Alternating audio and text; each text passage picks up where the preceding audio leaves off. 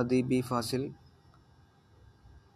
ഖവായിദ് ഉർദുവിൽ അവസാനം വരുന്ന ഇൻഷായിൽ വരുന്ന ഖാജ ഹസൻ നിസാമിയുടെ ചീങ്കർ കാ ജനാസ എന്ന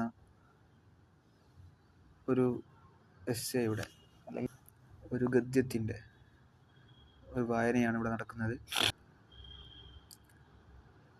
ये वो जिंगर था जो रात को मेरे कमरे में शोर मचाता था, मेरे नींद हराम करता था, मेरे किताबों को काटता था. इसके बदन पर बाल था, मूंछ पे लंबे थे. वो खुद को बहुत बड़ा फलसफी समझता था. उसका हरकतें देखकर लगता था जैसे वो जर्मन बादशाह കൈസർ വില്യം കാ നഖൽ കർ രഹാ ഹോ. ജിങ്കറിനെ കുറിച്ചാണ് പറഞ്ഞത്. ജിങ്കർ എന്നാൽ ചീവിടാണ്. അദ്ദേഹത്തിൻ്റെ രാത്രി ഉറക്കം കെടുത്തുന്ന, ഉറക്കത്തെ ഡിസ്റ്റർബ് ചെയ്യുന്ന, ബുക്കൊക്കെ തിന്നു നശിപ്പിക്കുന്ന, അനോയിങ് ആയിട്ടുള്ള ശബ്ദങ്ങൾ ഉണ്ടാക്കുന്ന, ശല്യമുണ്ടാക്കുന്ന ശബ്ദങ്ങൾ ഉണ്ടാക്കുന്ന ജിങ്കറിനെ കുറിച്ചാണ് പറയുന്നത്. അവനക്ക് ശരീരം മുഴുവൻ രോമങ്ങളുണ്ടായിരുന്നു, നീളമുള്ള മീശയുമുണ്ട്. അവൻ അവനെ തന്നെ വലിയ ചിന്തകന്മാരെ പോലെയും വലിയ തത്വചിന്തകന്മാരെ പോലെയെല്ലാമാണ് പരിഗണിക്കുന്നത്, അല്ലെങ്കിൽ സ്വയം കാണുന്നത്. അവൻ ജർമ്മൻ ഏകാധിപതിയായിട്ടുള്ള, ജർമ്മൻ രാജാവായിട്ടുള്ള കൈസർ വില്യമിനെ പോലെ നടിക്കുകയാണെന്ന് തോന്നും. രണ്ടാമത്തെ പാരഗ്രാഫ് പറയുന്നത്, ഇസ് ജിങ്കർ കാ ഫൽസഫെ യേ താ കെ ജോ ചീസ് ജ്യാദാ പഠേ ജായേ वो फजूल है, इसलिए वो हमेशा मेरे अहम किताबों को काटता. वो बोलता नहीं था, सिर्फ शोर मचाता. इसका इल्म भी शोर ही था. അപ്പോൾ ക്രിക്കറ്റിൻ്റെ ആ ചീവിടിൻ്റെ ചിന്ത അല്ലെങ്കിൽ രീതി എന്താണെന്ന് വെച്ചാൽ, നാം എന്ത് കൂടുതൽ വായിച്ചാലും അത് യൂസ്ലെസ് ആയിരിക്കും, ഉപകാരത്തിൽപ്പെടില്ല. അതുകൊണ്ട് അവൻ എൻ്റെ പ്രധാനപ്പെട്ട എല്ലാ പുസ്തകങ്ങളും തിന്നു നശിപ്പിച്ചിരുന്നു. അവൻ ഒരിക്കലും സംസാരിച്ചിരുന്നില്ല, മറിച്ച് അവൻ എപ്പോഴും ശബ്ദകോലാഹലങ്ങൾ ഉണ്ടാക്കിയിരുന്നു. അവൻ്റെ അറിവ് തന്നെ ശബ്ദകോലാഹലങ്ങളായിരുന്നു. ജബ് വോ മർ ഗയാ തോ मैंने देखा चोंटियां उसके लाश को दीवाർ के किनारे खींच कर ले जा रहे थे. അവൻ മരിച്ച സമയത്ത് ഉറുമ്പുകൾ അവൻ്റെ ബോഡി എടുത്ത്, അവൻ്റെ ശരീരം എടുത്തുകൊണ്ട് ചുമന്നുകൊണ്ട് ചുമരിൻ്റെ ഒരു സൈഡിലൂടെ പോകുന്നുണ്ടായിരുന്നു.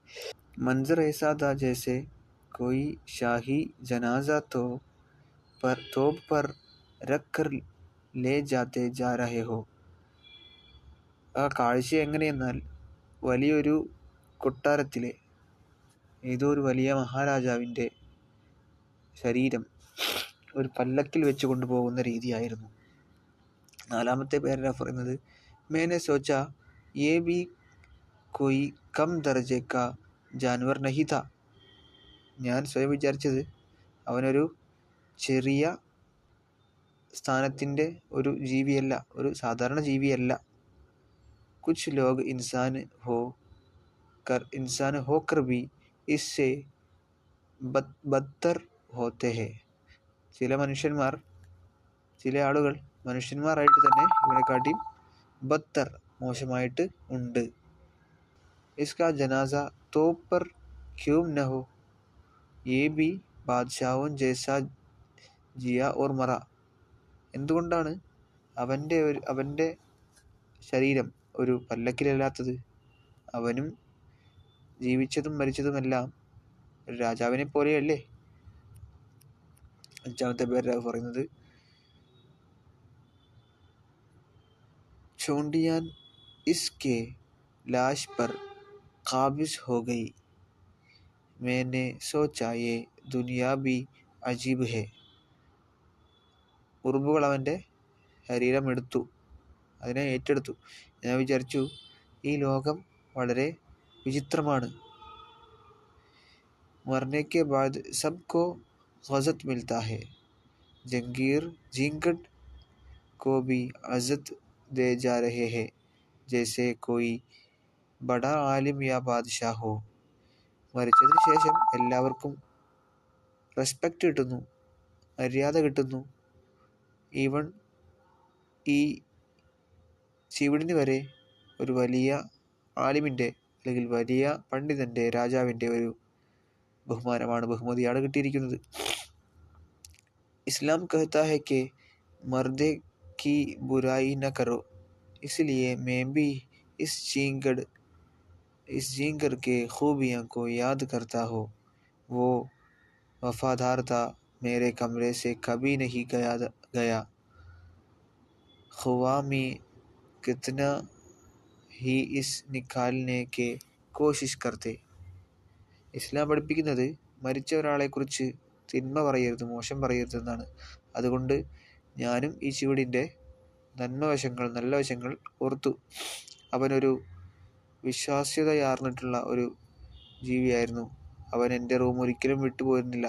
ഞാൻ ഒരുപാട് തവണ അവനെ ആട്ടി ഓടിക്കാൻ ഉദ്ദേശിച്ചെങ്കിൽ കൂടി, അല്ലെങ്കിൽ അതിന് ശ്രമിച്ചെങ്കിൽ കൂടി അവനെ വിട്ടുപോയില്ല. अब जब वो दुनिया सी रखसत हो गया तो मैं इसके लिए दुआ करता हूँ. ഇപ്പോൾ അവൻ ഈ ലോകത്തു നിന്നും വിട പറഞ്ഞു. അപ്പോൾ ഞാൻ അവനക്ക് വേണ്ടി പ്രാർത്ഥിക്കുന്നു. अल्लाह करे कि इसके शोर शराजी के जन्नत में किसी के नींद ഖറാബ് न हो. അള്ളാഹ് വിധികൽപ്പിച്ചാൽ അല്ലെങ്കിൽ അള്ളാഹ് വിധിച്ചാൽ അവൻ്റെ ഇത്തരത്തിലുള്ള ശബ്ദകോലാഹലങ്ങൾ സ്വർഗത്തിലെ ആരുടെയും ഉറക്കം കിടത്താതിരിക്കട്ടെ എന്ന് ആശിക്കുകയാണ്. मैं चाहता हूँ कि चींगर को तोब पर रखकर दफनाया जाए और अगर मुमकिन हो तो अखबार में उसकी तअज़ियत